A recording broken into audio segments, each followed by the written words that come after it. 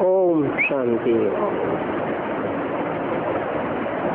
आज का प्रातः क्लास है 12 अगस्त 1968। भगवान वाच आत्माभिमानी भव। पहले ये बात जरूर कहनी पड़े, आत्माभिमानी भव। ये बच्चों के लिए सावधानी है।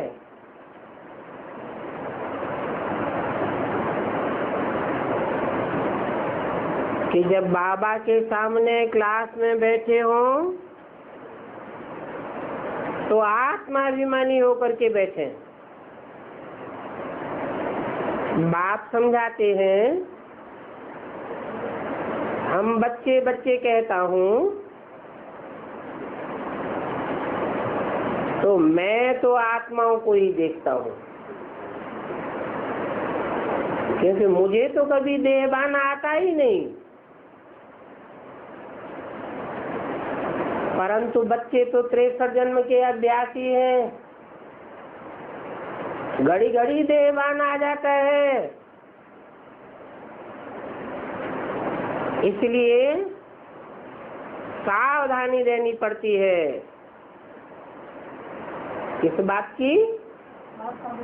आत्माभिमानी भव।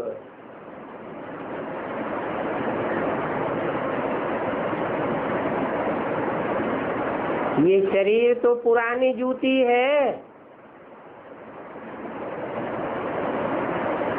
अब ये शरीर तो सतो प्रधान नहीं बन सकता।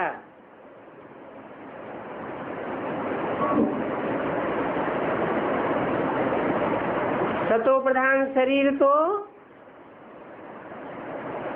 नई दुनिया सतयुग में ही मिलेगा। अभी तुम्हारी आत्मा सतो प्रधान बन रही है। आत्मा चैतन्य है, शरीर तो जड़ है। तो पहले कौन तो तब्दील होगा? शरीर बदलेगा या आत्मा बदलेगी? पहले तो चैतन्य आत्मा बदलेगी।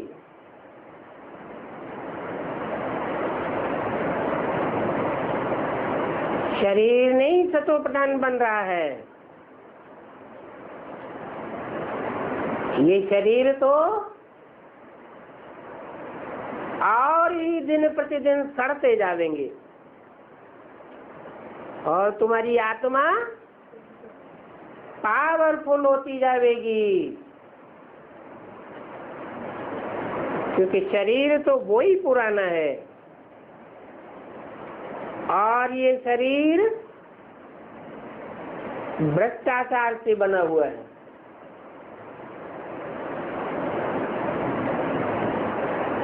अभी तुमको अपनी आत्मा को सुधारना है।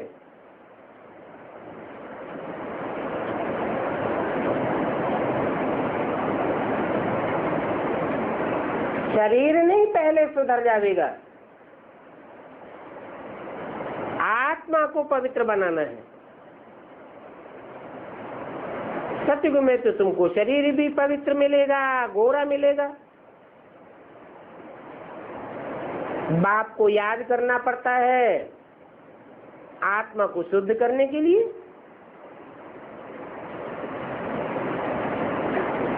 आत्माओं का बाप है ना, तो आत्माओं के बाप को याद करने से आत्मा ही शुद्ध बनेगी ना।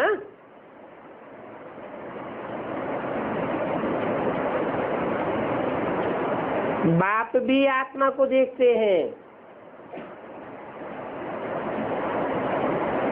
परंतु सिर्फ देखने से आत्मा पवित्र नहीं बनती है।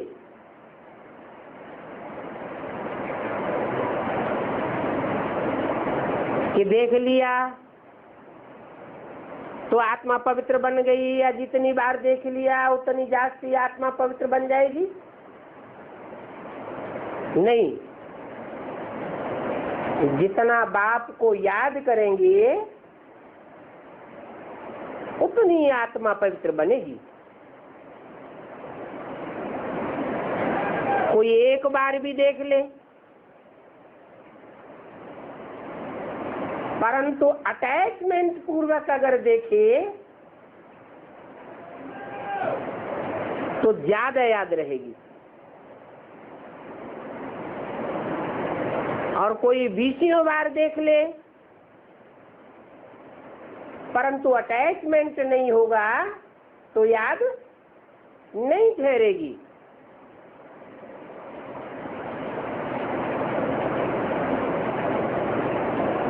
ऐसे तो बाप सभी को देखते रहते हैं, देखते हैं ये हमारे बच्चे हैं। ऐसे नहीं कि देखने से ही तमो प्रधान से सतो प्रधान बन जाएंगे। ये तो तुम्हारा काम है। बाप को याद करते करते सतो प्रधान बनना है। मेरे अटैचमेंट की बात नहीं है, ये तो तुम्हारे अटैचमेंट की बात है। तुम जितना लगाव से बाप को देखेंगे उतना जास्ती याद आवेगा। बाप तो आते ही हैं सिर्फ रास्ता बताने।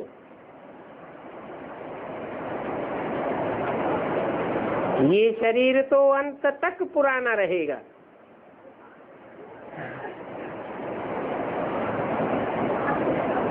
ये तो सिर्फ कर्मेंद्रियां हैं जिनसे आत्मा का कनेक्शन है। आत्मा गुलगुल बन जाती है तो फिर कर्तव्य भी अच्छे अच्छे करते हैं। वहाँ पक्षी जानवर आदि सभी सतो प्रधान होते हैं, वो भी निडर बन जाते हैं।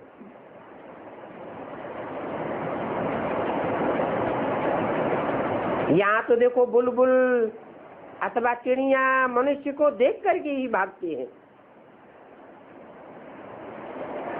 वहाँ तो शेर बकरी को भी डर नहीं रहता है।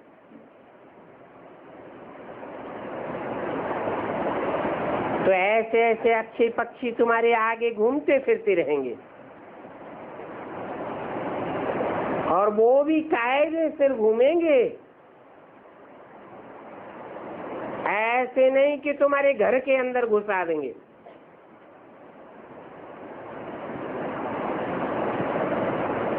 और गंद करके जाएंगे, नहीं। बहुत कायदे अनुसार दुनिया बन जाती है। आगे चल करके तुमको सब प्रकार के साक्षात्कार होते रहेंगे। अभी पुरुषार्थ की मार्जिन तो बहुत पड़ी है। स्वर्ग की महिमा भी अपरम अपार है और बाप की महिमा भी अपरम अपार है।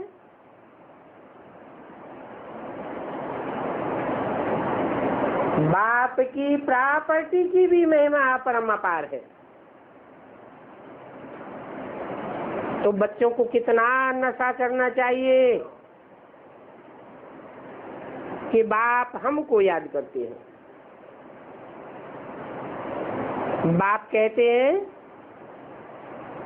मैं उन आत्माओं को याद करता हूँ जो सर्विस पर आमादा रहते हैं। वो बाप को ऑटोमेटिकली याद आ जाते हैं। आत्मा में मन बुद्धि है ना, समझते हैं ये बच्चे बहुत अच्छी सर्विस करते हैं, ये सेकंड नंबर में है।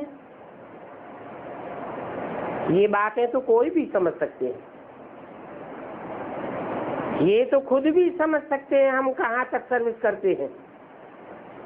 क्योंकि नंबरवार तो सभी होते हैं, पढ़ने वाले अथवा पढ़ाने वाले सभी नंबरवार।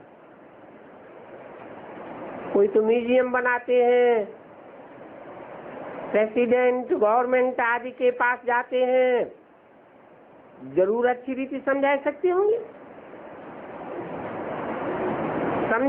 समझाने का फर्क तो रहता है ना। तो सभी में अपने अपने गुण हैं। पुरुषार्थ अनुसार नंबरवार सब में गुण आते रहते हैं। कोई में अच्छा गुण होता है तो कहा जाता है ये कितना गुणवान है। यहाँ भी सर्वसेवल बच्चे मीठे लगते हैं। वो तो सदैव ही मीठा बनेंगे। सर्वसेवल बच्चे कड़वा कभी भी बोल न सके, नहीं तो डिससर्विस हो जाए। कड़वा बोलने वाले के लिए कहेंगे इनमें तो भूत है। भूतों की प्रवेशता होती है ना। देह अभिमान है नंबर 1 भूत।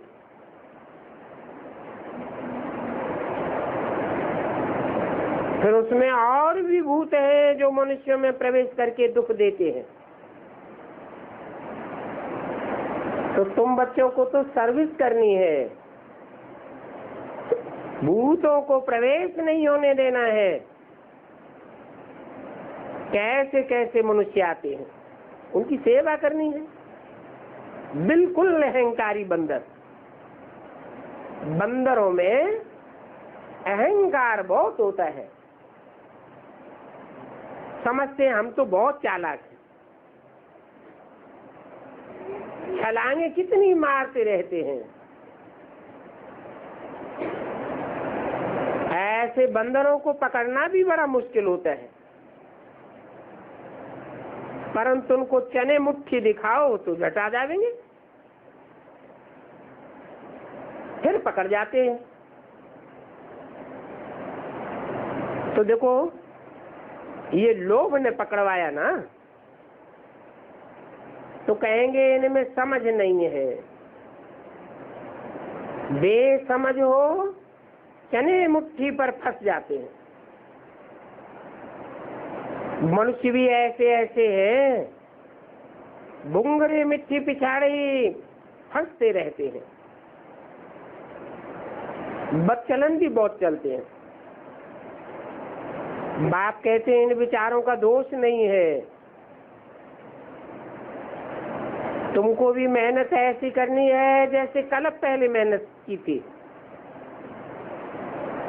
अपन को आत्मा समझ बाप को याद करते रहो, फिर आस्ते आस्ते सारी डोर तुम्हारे हाथ में आ जाएगी। तुम जानते हो कि हम ही विश्व के मालिक थे। ये बात तुम्हारे सिवाय और किसी की बुद्धि में नहीं होगी कि हम विश्व के मालिक थे, फिर हम ही नंबरवार राज्य लेंगे। इतना पुरुषार्थ कोई भी कर नहीं सकते। बुद्धि से समझा जाता है फलानी बहुत अच्छी सर्विस करती है, जरूर उच्च पद पावेगी। इनकी भेंट में हम तो कुछ भी सर्विस नहीं कर सकते हैं। समझ में आता तो है ना। तुम्हारी बुद्धि में तो सारा ड्रामा का चक्कर है, और तुम टाइम भी ठीक बताते हो। अभी 8 वर्ष बाकी है।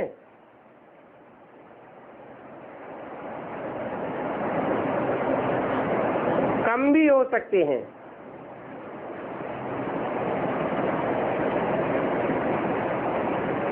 परंतु 8 से जास्ती होने का तो बिल्कुल दम नहीं दिखाई देता।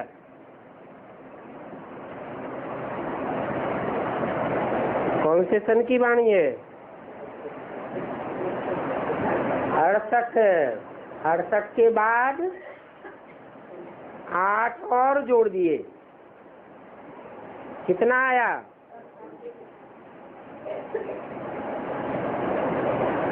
बोला कम भी हो सकते हैं,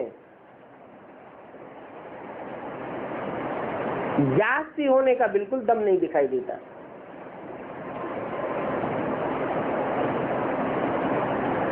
परंतु ऐसा कुछ हुआ क्या? 68 के बाद, 8 वर्ष पूरे होने के बाद ड्रामा में कोई परिवर्तन आया क्या? दुनिया में कोई तब्दीली हो गई क्या? हो गई है? बदलाव कुछ हुआ क्या? दुनिया में तो बदलाव नहीं हुआ, परंतु ब्राह्मणों की दुनिया में 76 आते ही पासा पलट गया।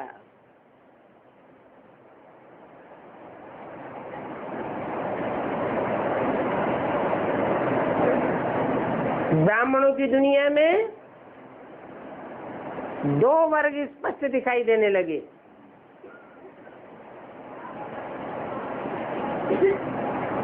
विघटन हो गया।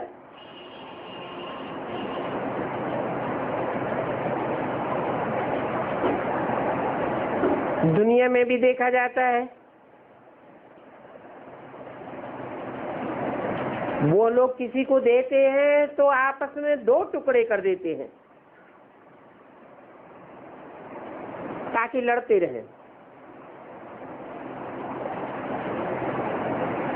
क्रिश्चियंस गए, भारतवासियों को 2 टुकड़ों में बांट दिया, हिंदुस्तान और पाकिस्तान। नहीं तो उन्हों का इतना बारूद आदि कौन लेगा?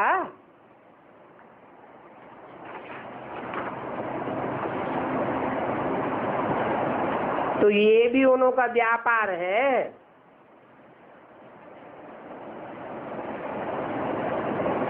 12/8/68 की वाणी का दूसरा पेज।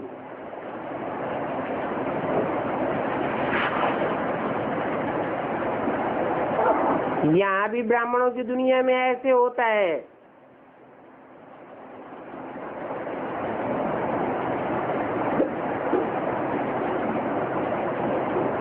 ब्रह्मा कृष्ण की आत्मा है।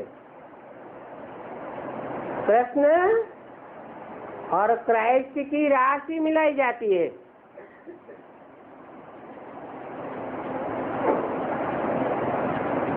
क्रिश्चियंस ने भी 2 भागों में बंटवारा कर दिया।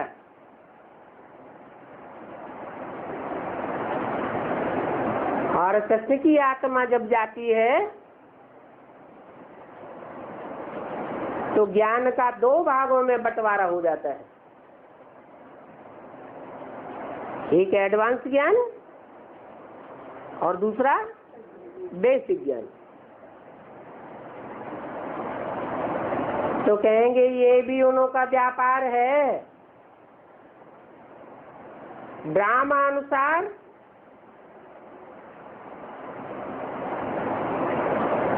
ये युक्ति रखी हुई है, खिटपिट तो अंदर है ना। तो यहाँ भी टुकड़े टुकड़े करके दिखाया गया है।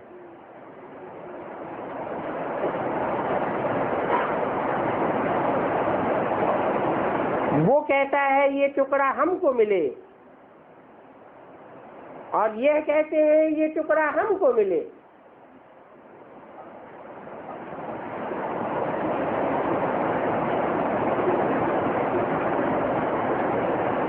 इस तरफ पानी जागती जाता है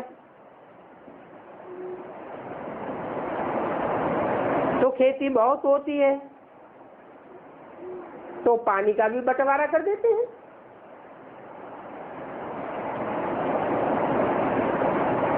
आपस में लड़ पड़ते हैं। फिर आखिरी सिविल वार हो पड़ती है। झगड़े तो बहुत है ना।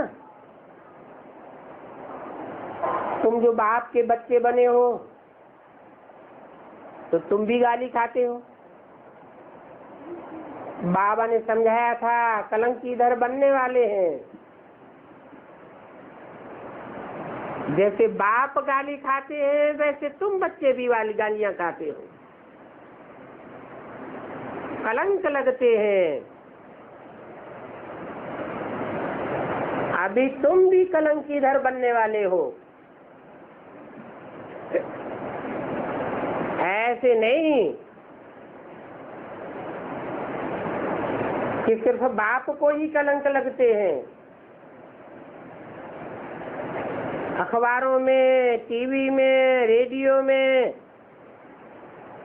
बच्चों को भी कलंक लगाए जाते हैं। बहुत कलंक लगने हैं, ये बात भी तुम जानते हो। उन विचारों को तो इन बातों का पता ही नहीं है। तुम तो विश्व के मालिक बनते हो। 84 जन्मों की बात तो बहुत ही सहज समझाई जाती है। आपे ही पूज्य, आपे ही पुजारी भी तुम बनते हो। तुम्हारे में ये ज्ञान नंबरवार पुरुषार्थ अनुसार बैठा हुआ है। जितना तीव्र पुरुषार्थ करते हैं उतना ज्ञान गहराई से समझ जाता है। बहुत सेवा करते हैं तो ज्ञान की धारणाएं भी बहुत होती है। कोई की बुद्धि में धारणा नहीं होती है, ड्रामे में उनका पार्टी ऐसा है। क्या कर सकते हैं? कितना भी उनके साथ माथा मारो परंतु वो चढ़ नहीं सकते हैं। पुरुषार्थ कितना कराया जाता है परंतु फिर भी उनकी बुद्धि में बैठता नहीं है। तदबीर कराते हैं परंतु उनकी तकदीर में है ही नहीं। तो कहेंगे ये राजधानी स्थापन होती है, उसमें सभी प्रकार के चाहिए। नीच से नीच भी चाहिए और ऊंच से ऊंच भी चाहिए। ऐसा समझ करके शांति में रहना पड़ता है।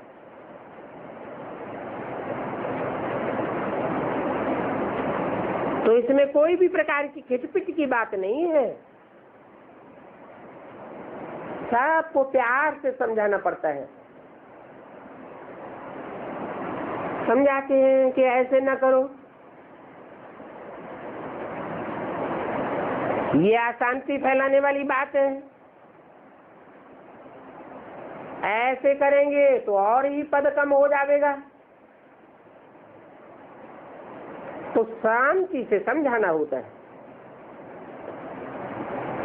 समझाने वाले को खुद भी अशांत नहीं होना चाहिए, बिल्कुल चुप कर देना चाहिए। कोई तो ऐसे ऐसे हैं कि अच्छी बात समझाने से भी अशांत हो पड़ते हैं। तो फिर ऐसों को छोड़ देना चाहिए।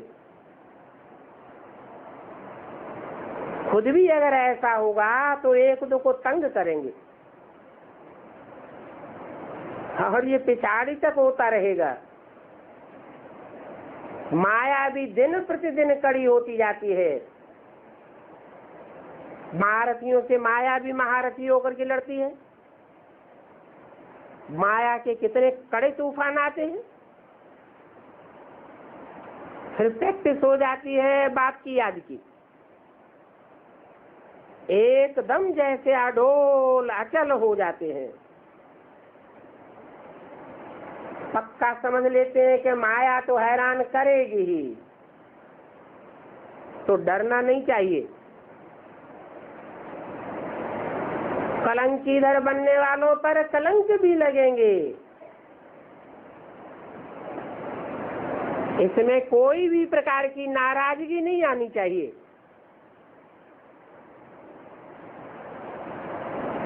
अखबार वाले कुछ भी खिलाफत की बातें डालते हैं तो सहन कर लेना होता है, क्योंकि पवित्रता की बात है। ये भी जानते हो कि अबलाओं पर अत्याचार होंगे, क्योंकि कोई कोई माइयां भी ऐसी होती हैं, डंडा मारने में भी देरी नहीं करती हैं पुरुषों को।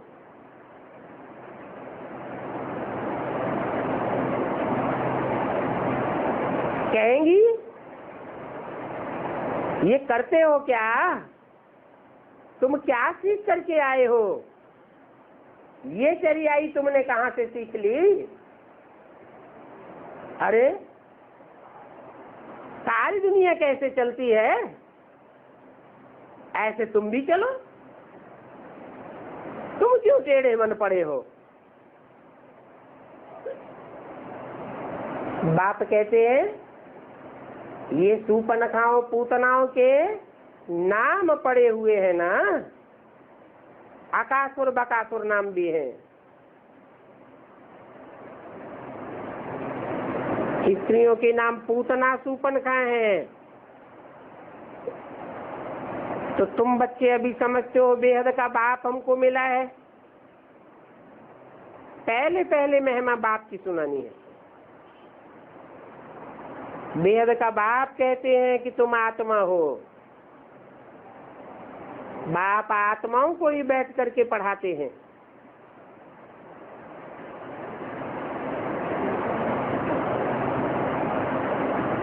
आठ वर्ष की बात भी जो आत्मा बने होंगे उनकी ही बुद्धि में बैठेगी।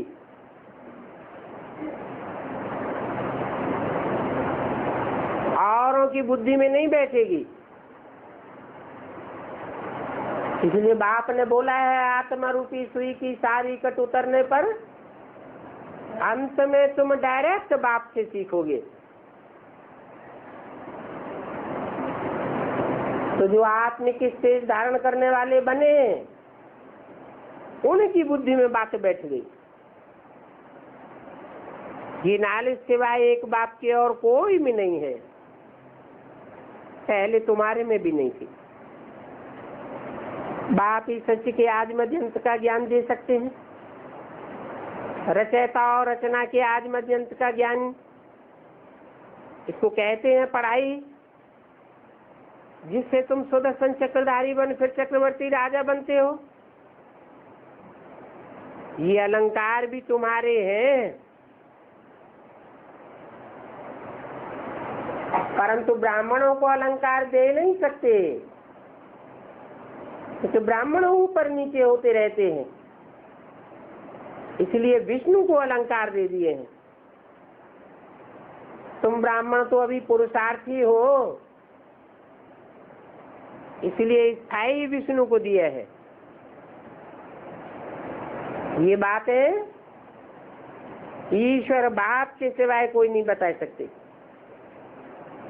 आत्मा क्या है, परमात्मा क्या है, ये बात कोई जानते ही नहीं है।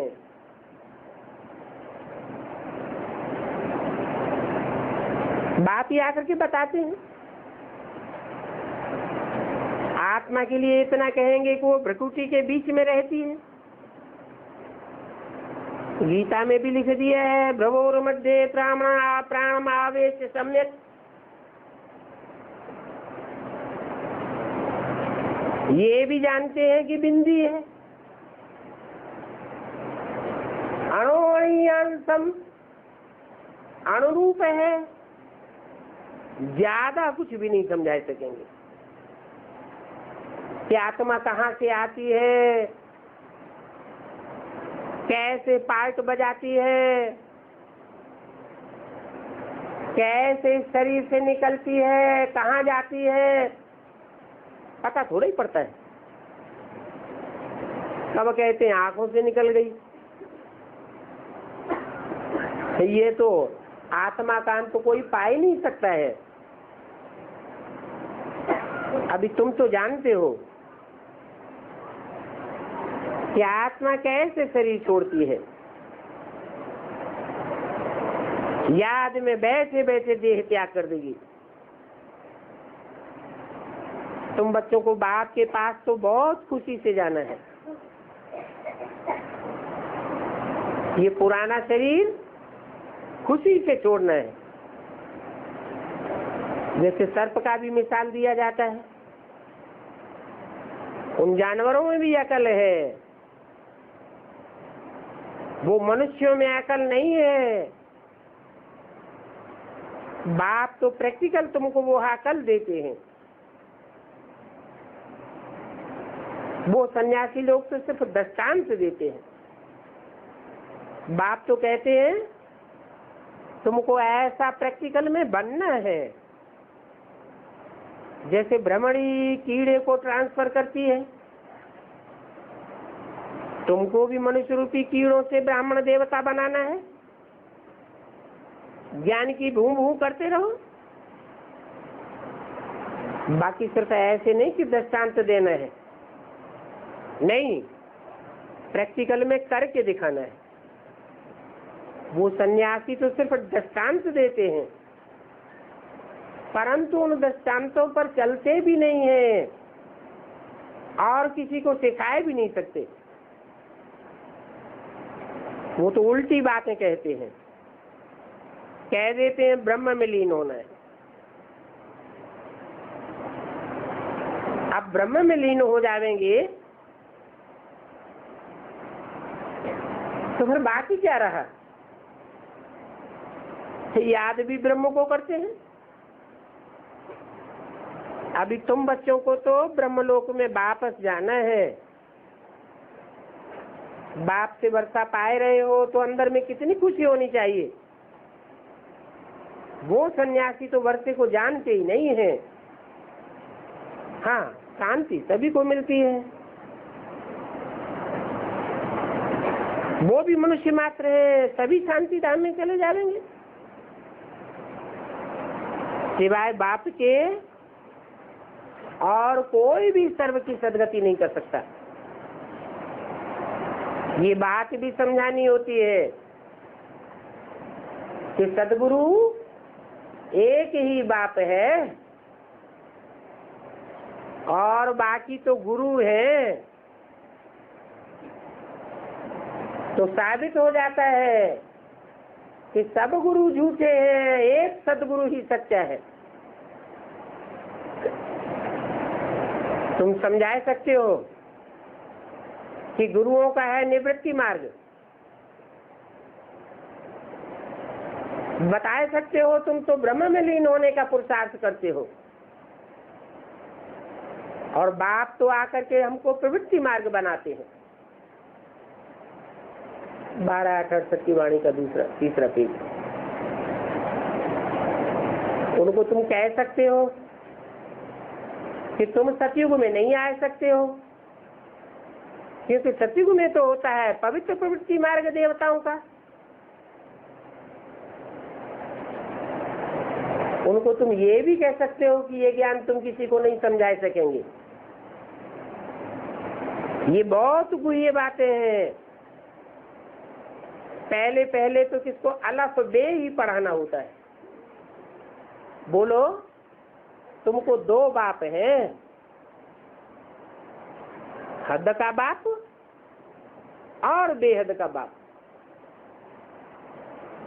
हद के पास जन्म बाई जन्म विकार से लेते रहे, कितने अपार दुख मिलते रहे। सतयुग में तो अपार सुख है। वहां तो जो जन्म मिलता है वो ऐसे जन्म होता है जैसे मक्खन में से बाल निकलता है। कोई भी प्रकार का बच्चे को अथवा माँ को दुख होता ही नहीं। उसका नाम ही है स्वर्ग, सुखधाम। बेहद के बाप से बेहद की बादशाही का वर्षा मिल जाता है। हाँ, पहले सुख है पीछे दुख है। पहले दुख पीछे दुख सुख कहना ये तो रंग हो जाता है। क्यों? क्योंकि सुखदाता बाप आते हैं तो जरूर बच्चों को सुख ही दे करके जावेंगे, दुख देकर थोड़ी जावेंगे। बाद में सुख भोगते भोगते आत्मा जब कमजोर पड़ जाती है तो देवान आने के कारण दुख भोगते हैं। तो पहले नई दुनिया स्थापन होती है, ऐसे नहीं कि पुरानी दुनिया स्थापन होती है। पुराना मकान कब कोई बाप बनाता है क्या? बाप भी आते हैं तो नई दुनिया बनाते हैं। नई दुनिया में रावण तो नहीं हो सकता, ये भी बात समझाते हैं कि बुद्धि में समझाने की ढेर सारी युक्तियां होनी चाहिए। बोलो, बेहद का बाप बेहद का सुख देते हैं। कैसे देते हैं? वो हमारे पास आओ तो हम आपको समझावें। ये बातें कहने की भी युक्ति चाहिए।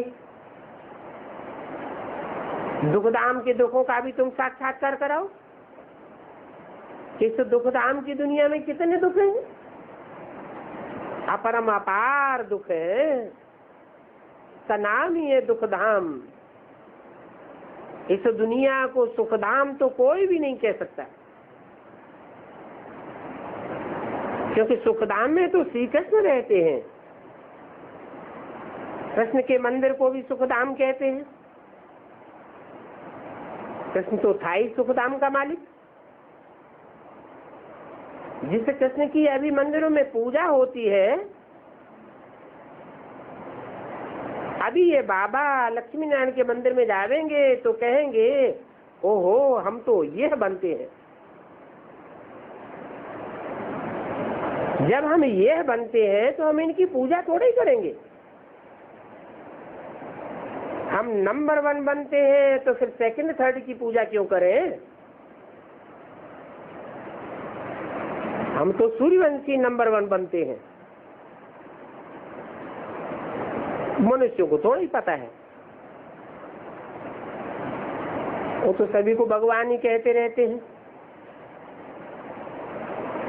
घोर अंधियारा छा गया है। फिर भी तुम कितनी अच्छी रीत समझाते हो, टाइम लग जाता है। जो कल पहले टाइम लगा था वही टाइम अब भी लगेगा। जल्दी तो कुछ भी नहीं कर सकते। हीरे जैसा जन्म ये तुम्हारा अभी का है। देवताओं को भी हीरे जैसा जन्म नहीं कहेंगे, क्योंकि उनका जन्म तो सतयुग में होगा। सतयुग में तो सोने जैसा जन्म है। वो कोई ईश्वरीय परिवार के नहीं है। ईश्वरीय परिवार न सतयुग में होता है न त्रेता में होता है। कहाँ होता है? संगम युग में ही होता है। ये तुम्हारा ईश्वरीय परिवार है, सतयुग में होता है दैवी परिवार। तो कितनी नई नई बातें हैं। गीता में तो आटे में लून मिसल सच्चाई है। कितनी भारी भूल कर दी है कृष्ण का नाम डाल करके। बोलो, तुम देवताओं को देवता कहते हो, विष्णु देवता ही नमः कहते हो, फिर कृष्ण को भगवान क्यों कहते हो? ये विष्णु कौन है? ये बात भी तुम समझते हो। मनुष्य तो बिगर ज्ञान के ऐसे ही पूजा करते रहते हैं। प्राचीन से प्राचीन तो ये देवताएं ही हैं जो सतयुग में होकर के गए हैं। अभी वो देवताएं कहाँ हैं? जो नर से नारायण बनते हैं, फिर नारायण से नर बनते हैं 84 जन्मों के बाद। दैवी गुण वाले ही फिर आसुर गुण वाले बन जाते हैं। तो समझाना चाहिए कि दुनिया में हर चीज सतो रजो तमो में बदलती है। इस समय सभी तमो प्रधान है। ये सारी दुनिया ही आयरन एज पुरानी दुनिया हो गई है। बच्चों को पॉइंट तो बहुत अच्छे समझाते रहते हैं। एक छोटे से बैच पर भी तुम समझा सकते हो कि बाप को, पढ़ाने वाले टीचर को याद करो। परंतु माया भी कितनी कसम कस करके चलती है कि तुमको बहलाती रहती है। बहुत अच्छे अच्छे पॉइंट बुद्धि से निकल जाते हैं। अगर तुम सुनेंगे नहीं तो दूसरों को सुनाए कैसे सकते हैं। अक्सर करके बड़े बड़े महारथी शहर में, बाहर में, गांव में इधर उधर जाते हैं तो मुरली मिस हो जाती है। फिर वो मुरली पढ़ते ही नहीं, समझते हमारा तो पेट भरा हुआ है। बाप कहते हैं मैं रोज रोज तुमको कितनी गुही गुही पॉइंट सुनाता हूँ जो सुन करके धारण करना है। अगर धारण नहीं करेंगे तो जरूर कच्चे पड़ जाएंगे। बहुत बच्चे भी धारण करके अच्छे अच्छे पॉइंट निकालते रहते हैं। बाबा देखते हैं, सुनते भी हैं। जैसी जैसी बच्चों की अवस्था है पॉइंट्स निकाल सकते हैं। ऐसे ऐसे पॉइंट्स भी निकालते हैं जो कभी इसने भी नहीं सुनाई होगी। किसने? ब्रह्मा बाबा ने। वो सर्विसेबल बच्चे सर्विस पर ही लगे रहते हैं। मैगजीन में भी अच्छे अच्छे पॉइंट्स डालते हैं, क्योंकि तुम बच्चे तो विश्व के मालिक बनते हो। बाप कितना ऊंचे बनाते हैं। जीत भी है, सारा भाग तुम्हारे हाथ में आ जाएगा।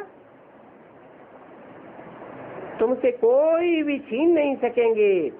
बागडोर तुम्हारे हाथ में होगी। ये लक्ष्मी नारायण भी विश्व के मालिक थे। जरूर उनको पढ़ाने वाला बाप ही होगा। उन्होंने कैसे ही राजपद पाया ये मंदिरों के पुजारियों को भी पता नहीं है। तुमको तो ये जान करके अथाह खुशी होती है, ये तुम समझा सकते हो कि ईश्वर सर्वव्यापी नहीं है। वास्तव में 5 भूत इस दुनिया में सर्वव्यापी है। हर एक चीज तमो प्रधान बन चुकी है। एक एक में विकार भरे पड़े हैं। ये माया के 5 भूत हैं जो सर्वव्यापी हैं। तुम फिर ईश्वर को सर्वव्यापी कह देते हो। ईश्वर को सर्वव्यापी कहने से तुम्हारी मति मारी हुई है। बुद्धि को ठिकाना ही नहीं मिलता है। कहां कहां बुद्धि भटकती रहती है। अरे बाप तो एक व्यापी होकर के आता है। एक व्यापी होकर के आवेगा तभी तो बुद्धि को ठिकाना मिलेगा। तुम सर्वव्यापी कह देते हो। ऐसी भारी भूल करते हो। वो बाप तो बेहद का वर्षा देने वाला है, कांटों को फूल बनाने वाला है, तो सर्वव्यापी कैसे हो सकता? समझाने की प्रैक्टिस बच्चों को करनी है। प्रैक्टिस करते करते होशियार हो जाएंगे। अच्छा, मीठे मीठे बच्चों को रूहानी बाप दादा का याद प्यार, गुड मॉर्निंग।